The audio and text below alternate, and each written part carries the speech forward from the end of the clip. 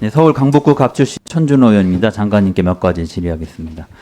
이사 대책이 발표된 지 1년 정도가 되었고요. 도심 복합사업의 경우 지금 9군데 사업구역에서 예정지구 지정이 좀 이루어진 상태입니다.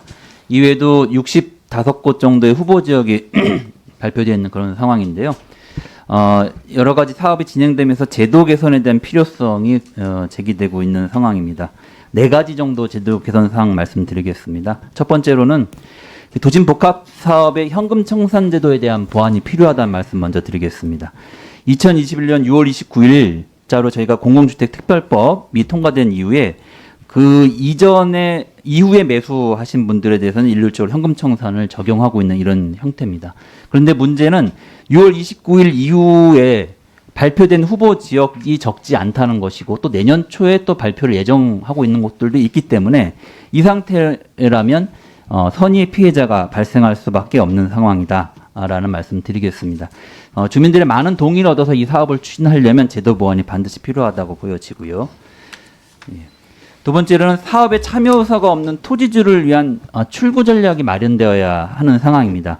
사업 추진에 동의하는 원주민들도 계시고 분담금을 낼 여력이 없거나 또 여러 가지 이유로 사업 참여 의사가 없는 분들이 지금 이것을 어떻게 처분을 할 수가 없는 상황입니다. 예, 사실상 거래가 되지 않는 상황이기 때문에 이분들을 위한 출구 전략이 반드시 마련되어야 된다. 그렇지 않으면 이분들을 궁지로 모르게 되는 결과를 가져올게 될 수밖에 없다는 것이고요. 셋째로는 도심복합사업의 분양가 상한제를 유용하게 적용할 필요가 있다고 봅니다. 최근에 그 몇 군데 그 발표된 추정가를 보니까 쌍문역 서초구역 같은 경우에는 우선 공급 분양가, 주민들을 위한 분양가는 6.8억인데 일반 분양가는 7.2억, 7억 2천만 원으로 이제 책정이 됐습니다. 세대별로 평균 분담금 1억 7천만 원을 납부하는 그런 구조로 되어 있는데요. 개발 이익을 원주민이 아니라 일반 분양자에게 몰아주는 그런 모양새가 되고 있는 꼴입니다. 과연 이것이 공정한 것인지, 개발 이익을 주민들에게 우선적으로 배분해야 한다고 생각을 하고, 사업이 원활하게 잘 진행되기 위해서라도 그 사업 지역 안에 있는 특수 상황 토지 소유자, 그리고 세입자, 상가 세입자 등을 위해서 개발 이익이 쓰여질 수 있도록 해야 됩니다. 따라서 분양가 산정에 특수 상황 토지 등 소유자들을 위한 지원 비용을 포함시키는 형태로 이 분양가 상한제를 좀 유연하게 개편할 필요가 있다, 이런 생각을 좀 하게 되고요. 마지막으로 동의율이 낮고 사업이 안 되는 지역들도 있습니다. 그러면 계속 그 주민들의 재산권을 제한해 둘 것이 아니라 후보지 선정 철회 절차가 가능하도록 안내를 하고 그것을 적극적으로 추진할 필요가 있다, 이렇게 생각을. 시간 좀 더 주세요. 예, 더 주십시오. 그래서 이분들이 계속해서 사업 1년이 되는 과정에서도 주민들이 반대가 있거나 사업 추진이 원활치 않은 곳은 빠른 시일 내에 해제가 될 수 있도록 해주시던지, 아니면 주민들이 반대 의사를 모아서 해제 신청을 할 수 있도록 하는 절차를 마련하고 안내해 주실 필요가 있다, 이렇게 생각을 합니다. 그래서 지금 이미 사업 제도를 좀 개선하고 보완해야 될 딱 적기이기 때문에 더 이상 놓치시면 안 되고 신속하게 또 긴장감을 가지시고 장관님께서 대안을 검토해 주셔야 한다고 생각하는데 어떤 생각을 갖고 계신지 여쭙습니다. 예, 그 의원님께서 지적해 주신 대로 그 도심 복합 사업은 짧은 기간 안에 전체적으로 보면 이제 굉장히 빠른 속도로 진행이 되고 있고요.